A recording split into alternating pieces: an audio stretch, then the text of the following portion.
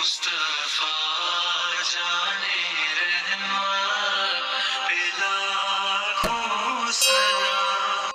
अल्लाह रब्बुल इज़्ज़त कलाम मजीद में इरशाद फरमाता है सुम्मस्तवा इलस्समाइ व हुवा दुखानुन फ़क़ाल लहा वलिल अर्दि इतिया तौअन औ करहा क़ालता अतैना ताइईन। फिर आसमान की तरफ कस्त फरमाया और वो धुआं था, तो उससे और ज़मीन से फरमाया कि दोनों हाजिर हो खुशी से चाहे नाखुशी से।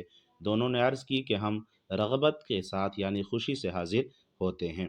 ज़मीन की तख्लीक के बाद अल्लाह ताला ने अपनी हिकमत के तकाज़े के मुताबिक आसमान को पैदा फरमाया, पैदा करने की तरफ कस्त फरमाया।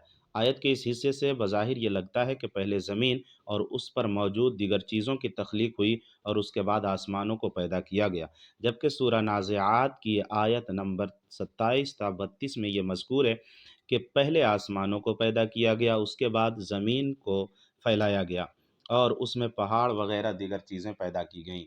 इन दोनों सूरतों की आयत में बयान की गई चीज़ें बज़ाहिर एक दूसरे के मुखालिफ नज़र आती हैं। इस ज़ाहिरी इख्तिलाफ को दूर करने के लिए मुफस्सिरीन ने मुख्तलिफ जवाबात दिए हैं। उनमें से एक वाज़ेह जवाब ये है कि अल्लाह ताला ने पहले 2 दिन ज़मीन को गोल दायरे की सूरत में पैदा फरमाया, फिर उसके बाद आसमानों को पैदा फरमाया, फिर आसमान को पैदा करने के बाद ज़मीन को फैलाया। तो तमाम चीज़ों की तख्लीक 6 दिनों में हुई और ज़मीन को फैलाना उसके बाद हुआ, लिहाजा इन आयतों में कोई इख्तिलाफ नहीं। आयत में दूसरी बात ये बयान की गई कि आसमान धुआं था। मुफस्सिरीन फरमाते हैं कि धुआं पानी का था, बुखार पानी का बुखार था, और उसके बारे में तफसील ये है कि ज़मीन व आसमान की तख्लीक से पहले अल्लाह ताला का अर्श पानी पर था, वकान अर्शुहु अलल मा। फिर अल्लाह ताला ने पानी में हरकत पैदा फरमाई और मौजें एक दूसरे से टकराईं, तो उससे झाग पैदा हुई और उस झाग से धुआं निकला।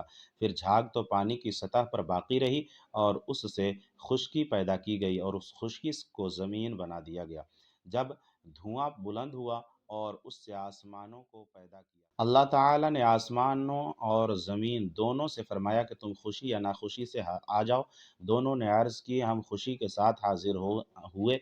उस इसकी तफसीर में हज़रत अब्दुल्लाह इब्न मसऊद रज़ी अल्लाह तआला अन्हु फरमाते हैं, इससे मुराद ये है कि ए आसमान और ज़मीन, मैंने तुम में जो मसालिह और मनाफ़े पैदा फरमाए हैं उन्हें ले आओ और मेरी मखलूक के लिए उन्हें ज़ाहिर कर दो। हज़रत अब्दुल्लाह इब्न अब्बास रज़ी अल्लाहु अन्हुमा फरमाते हैं, अल्लाह ताला ने फरमाया आसमान से कि तुम अपने सूरज, चाँद और सितारों को तुलू कर दो और अपनी हवाओं और बादलों को जारी कर दो, और ज़मीन से इरशाद फरमाया कि तुम अपनी नहरों को रवां कर दो और अपने दरख्तों और फलों को निकाल दो, और ये काम खुशी से करो या नाखुशी से, तुम्हें बहरहाल ऐसा करना है। आसमान और ज़मीन ने अर्ज़ की हम खुशी से ऐसा करते हैं। इमाम गज़ाली रहमतुल्लाह ताला अलैह ने आसमानों के ज़िक्र के मुताल्लिक़ एक बाब बांधा है और उसमें कहते हैं, रिवायत है कि अल्लाह ताला ने सबसे पहले जौहर को पैदा किया। जब उस पर हैबत की निगाह डाली तो वो पिघल गया और खौफ़े खुदा से कांपने लगा, जिससे वो पानी बन गया। फिर अल्लाह ताला ने उस पर निगाह रहमत डाली तो आधा पानी जम गया, जिससे अर्श बनाया गया। अर्श कांपने लगा तो उस पर ला इलाहा इल्लल्लाह मुहम्मदुर रसूलुल्लाह सल्लल्लाहु अलैहि वसल्लम लिख दिया, जिससे वो साकिन हो गया, मगर पानी को उसी तरह छोड़ दिया गया जो क़यामत तक मौजज़न रहेगा। फरमाने इलाही वकान अर्शु अलल मा, अल्लाह का अर्श पानी पर था। फिर जब पानी में तलातुम खेज मौजें पैदा हुईं, जिनसे तह बतह धुएं के बादल उठे और झाग पैदा हुई, और उससे ज़मीन व आसमान बनाए गए जो एक दूसरे से जुड़े हुए थे।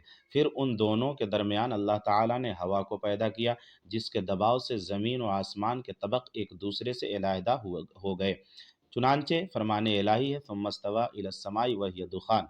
अहले हिकमत कहते हैं अल्लाह ताला ने आसमानों को धुएं से इसलिए पैदा फरमाया कि धुआं बाहम पैवस्त होता है और बुलंदियों पर जाकर ठहरता है।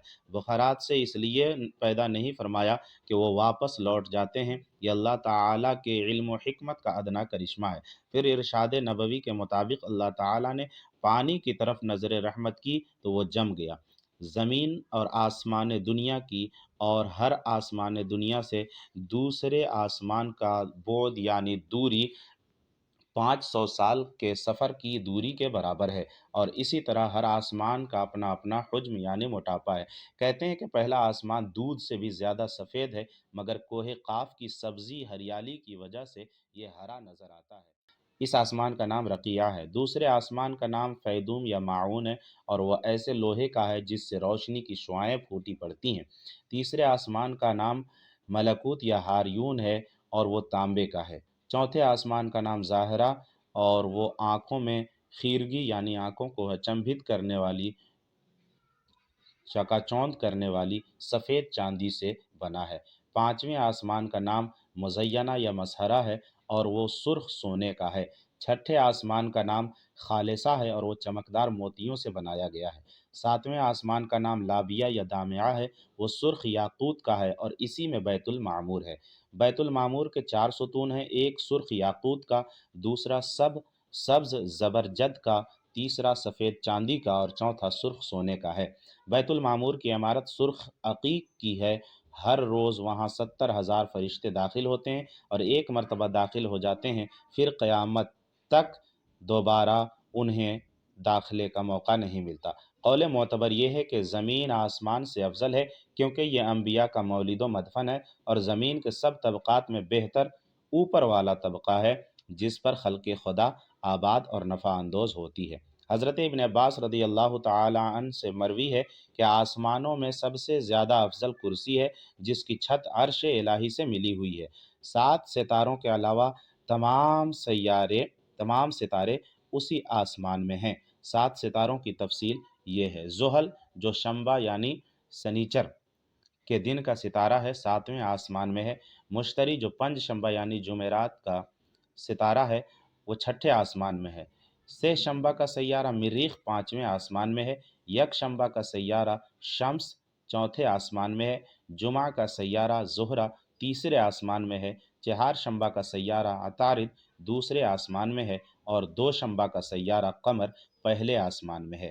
اللہ تعالیٰ کی قدرت کاملہ نے آسمان و زمین کی صنعت میں بے انتہا عجائبات ودیعت کیے ہیں، حالانکہ سارے آسمان دھوئیں